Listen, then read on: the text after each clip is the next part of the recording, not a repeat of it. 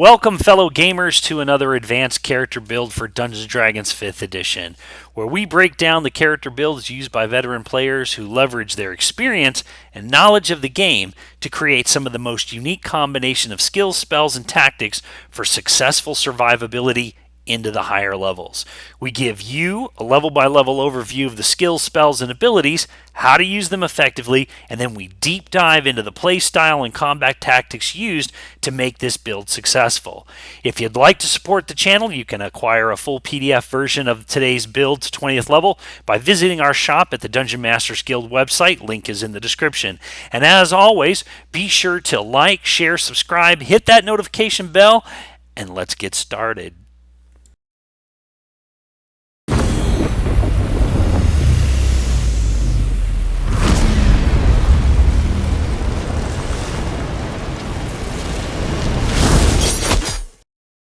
Today's build is the Tortle Raging Tank, a totem of the Bear Barbarian Circle of the Moon Druid multiclass, an unarmored tank relying on Wildshape and Rage Resistances for insane damage mitigation.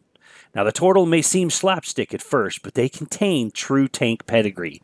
With the ability to hold their breath underwater for an hour, natural claws, and a natural armored shell, they make a great racial option for those class types that face casting restrictions on armor selection. It removes the need to boost strength for armor requirements, allowing more dedication to dexterity to boost initiative, a perfect marriage with a druid. Add the Druids Wooden Shield cut from the heart of a living tree acting as their focus, and they sport a 19 armor class right out of the gate to become a tank with a decent amount of damage avoidance. Now, the Tortle tank relies on the hit points of those beasts they shapeshift into for high damage mitigation, while pairing Barbarian Rage Resistances to enhance their combat effectiveness further. With advantage on strength and dexterity saves, proficiency in strength and constitution, spells like Enhance Ability, and a high wisdom score, we check all the boxes for mitigating spell-based damage. Throw in the use of a cantrip as our main attack outside of Wildshape through Primal Savagery that, unlike traditional weapons, actually scales as your tank levels. Now, with the ability to rage up to 4 times per long rest and Wildshape 2 times per short rest, you gain lots of opportunities for highly resistant combat, even in Druid form, where the Barbarian's Resistances and the Tortle Shell take center stage. Now, a true advanced character build where even at mid-levels, the Tortle tank breaks down combat tactics mainly into 3 modes: Druid form, Raging Druid form, and Raging Wildshape, where due to the mechanics of Wildshape and Rage, you might find yourself switching between modes as your beastly shape dies, or your uses of Wildshape run dry. Now, sometimes this switching is based on choice, but can also occur as a consequence of the ever-changing battlefield, where being adaptable to these changing tactics in real time, while maintaining an in-depth knowledge of the beastly forms you possess with their strengths and weaknesses, is hard to do well and even harder to master. Now, we've chosen an array of spells that can assist the Druid in area effect or straight line attacks designed to apply various negative effects, such as prone, attack advantage, and restrained. Use various spell-based walls to limit mobs' access to the rest of your party, creating a circle where mobs are incentivized to concentrate on you, leaving your party unmolested to burn the mobs down. So how do we learn to become a masterclass tank as we morph between the Tortle and beastly forms that make this build successful? Well, let's dive right in. So let's take a look at the initial build for the Tortle tank. Of course, we choose the Tortle race. We choose the medium size, choose whatever proficiency you want. I think I went with nature. We use the point bite system for consistency in our guide, so we're going to continue that here. We're going to start out with 13 strength, 13 dex, 14 constitution. We're going to go ahead and leave intelligence as a dump stat. We'll go ahead and burst wisdom all the way to 15th and take that last point to give us 9 in charisma. This gives us our starting stats. Now, for racial bonuses, we're going to choose to boost 1 stat by 2 points and 1 stat by 1 point. We're going to go ahead and boost wisdom by 2 more points, bringing us to 17, and we're going to boost constitution by 1 more point, bringing us to 15. Now, we take no armor, but we make sure to get a quarterstaff and our wooden shield cut from the heart of a living tree to act as our focus. Your class and race proficiencies are up to you, though in the beginning, when you first take Barbarian as our first level, I would take athletics and intimidation, as our strength score will not be raised above the minimum for multi-class restrictions.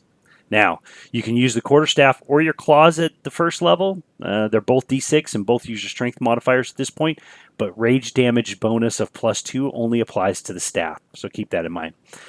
For combat, we enter Rage as a bonus action to gain 50% resistances to slashing, bludgeoning, and piercing damage.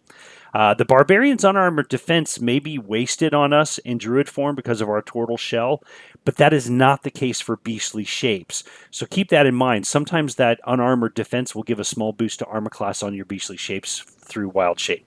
Okay. The Tortle Shell and the Shield give us a starting AC of 19. We're limited to the Druid form and Raging Druid forms at this point. We take the Druid class for the next 2 levels. Then we can choose Circle of the Moon and start Wild Shape with CR1 Beastly forms. This gives us a good start for level 3. We have basic resistances while affected by Rage and can use all 3 basic tactical forms that we discussed later. After that, you'll take the next 2 levels in Barbarian to get Totem of the Bear, and all the resistances at that point. It's resistance to all damage types except for Psychic, so it's a nice boost. So by level 5, we're a really good tank with high resistances to all damage types, and we have the added hit point pool from our Beastly Shapes. Now, our guide breaks down all the choices and strategies as we level to 20 in greater detail, but this gives you a basic idea. So let's take a look at the pros and cons for this build. Now, a non-standard racial choice may not be acceptable to all dungeon masters. With such a heavy reliance on damage mitigation, the build lacks a lot of taunting abilities, say things like Thorn Whip or Maelstrom. Leaning towards Beastly Shapes to increase hit point pools, the Tortle Tank has only one form of applying disadvantage to mobs attacking other party members, and that's through the use of the Feat Fighting style protection. No way to mitigate damage from psychic sources, which may be a DM's favorite weakness to exploit. Mixing Barbarian and Druid means we have less CR rated Beastly Shapes over, say, a pure Druid, and we have less rage uses and decreased rage damage over the pure Barbarian. So it's definitely a balance.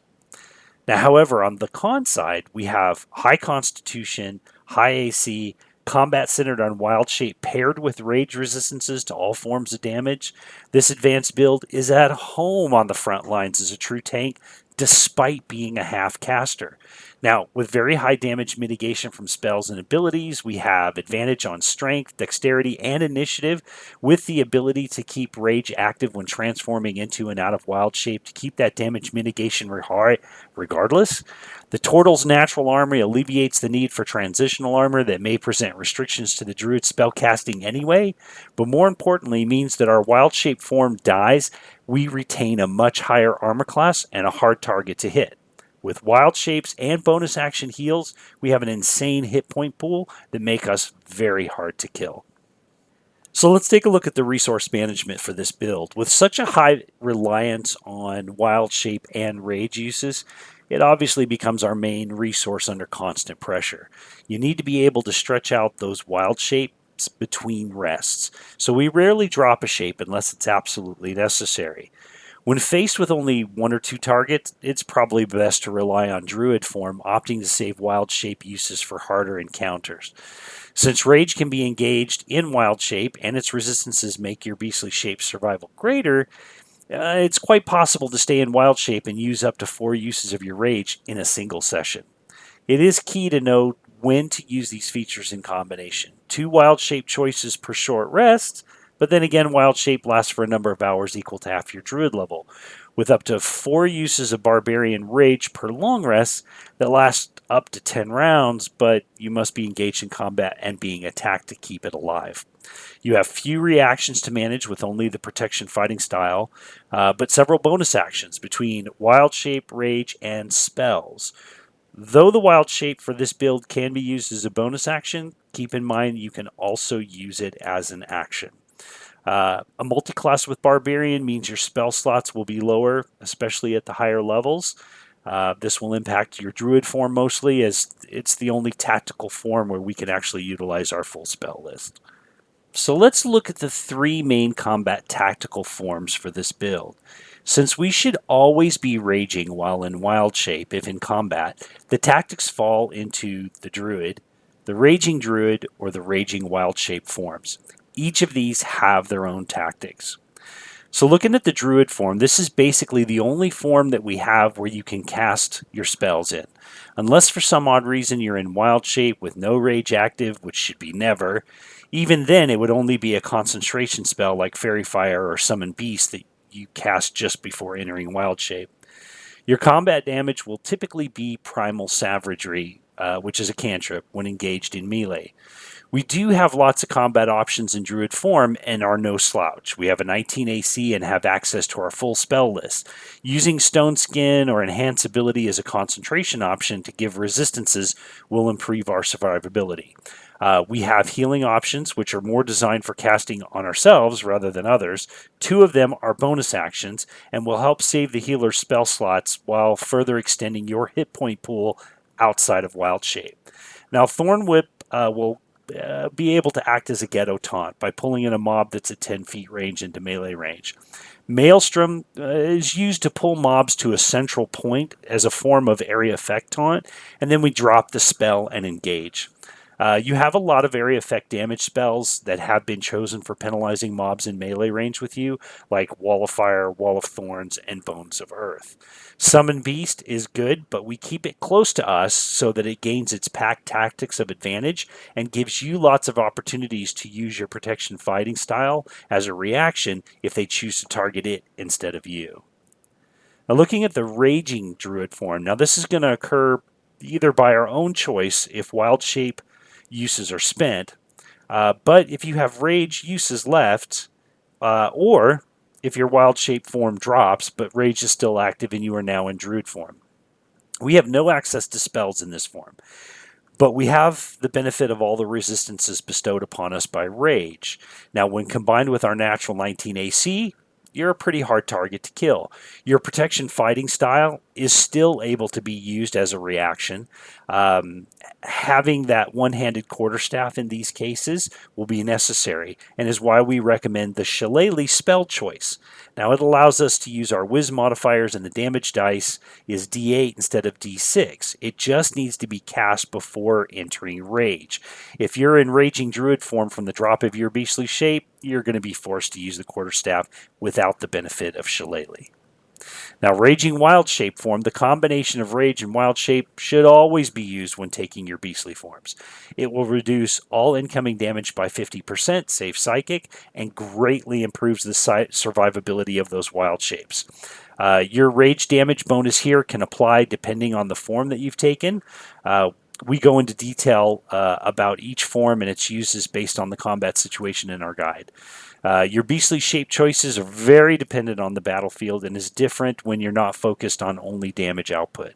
We should also mention again that your Barbarian class feature of unarmored defense can sometimes add a small increase to the armor class of a Beastly Shape, especially at higher levels after a few ASI stat boosts. So remember to embrace the tank, whether you're in Beastly Shape form or in the Druid form.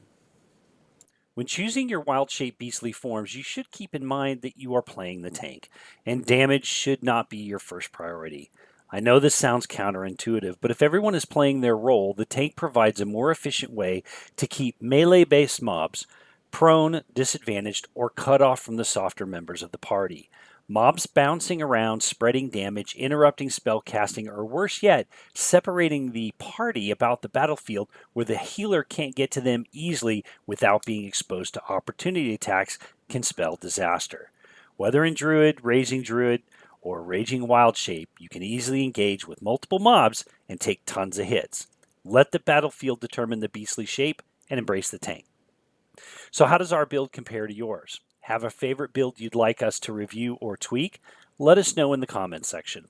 If you'd like to support the channel, be sure to pick up the full PDF version of this guide from the DMsGuild.com shop. Link is in the description.